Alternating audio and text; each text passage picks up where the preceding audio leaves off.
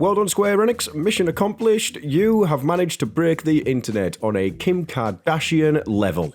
Needless to say, the Final Fantasy VII Remake ending has a lot of people talking this week, and to say there's been mixed opinions is probably an understatement. Now will be a good time to click off the video if you don't want spoilers, because we are talking endgame content, so if you haven't finished it yet, click off now. Run far away and finish it as soon as possible.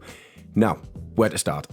I'm not going to drag this out too much, as theories and conspiracies are all out in the open for people to see now. Of course, we're talking about the concerns people have with what looks like a new timeline and what this means for leading characters in the game. We get a flashback showing old favourite Zack, who in Crisis Core plays a huge part in defining Cloud as a person and who he becomes in the end. The major part of this development is Cloud losing Zack following his death at the hands of Shinra soldiers. But following this flashback, we venture forth and battle the Whispers, or Arbiters of Fate as Red 13 refers to them. During this battle, we're greeted with a cutscene which, if I remember rightly, was pulled from Advent Children. We see Red 13 running with what looks like a small pack overlooking an overgrown Midgar. He then says, "A glimpse of tomorrow if we fail here today." Throughout the fight, your group see visions of the future and meteor hitting the planet, but we go on to defeat the Whispers as well as Sephiroth before he pulls Cloud to the edge of creation. This moment creates one of the most talked about areas, as Sephiroth tells Cloud, 7 seconds till the end. Time enough for you, perhaps. But what will you do with it? Let's see.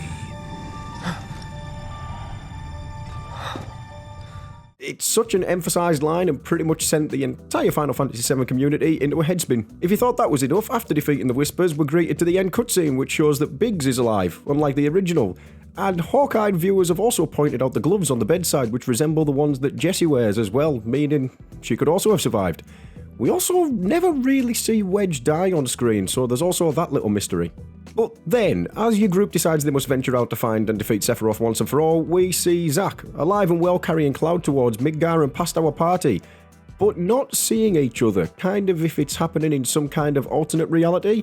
The big moment seems to be as Aerith stops and pauses, almost as if she knows something has changed. I mean, after all, it was her that stated, "But if we do, we'll be changing more than fate itself. If we succeed, if we win, we'll be changing ourselves." I wanted to give my opinion on all of this because I can see that for the purists this would probably upset a few people, as it feels like they're changing the timeline and the entire story that goes along with it. For new players, they might not understand the sheer impact that some of these moments have. Now, I've had a couple of days to mull it over, sit, relax and think before throwing a video out there, either too overexcited or angry, and I'm really glad that I did. I'm really excited going forward with this series. I think the easiest thing in the world for them to do would have been to copy and paste the previous story. And we all would have been sat here reviewing it saying, wow, that was really good. Just kind of exactly like the last one. Instead, what they've done is taken a risk creatively, and it's one that I can fully appreciate. The risk creates discussion and debate, which I think any good creative piece probably should. Games themselves and storytelling such as this is an art in itself, and art, as you all know, is debatable. It affects people in different ways. For myself, I fall on the side of the fence which sees me excited for the next title. For others, they may be worried or even angry that it could change what is considered one of the best storytelling games ever made. But I can pretty much guarantee one thing they've accomplished. Anyone who's finished this game, purist, new player, excited, happy, angry, upset, you'll definitely be purchasing the next one.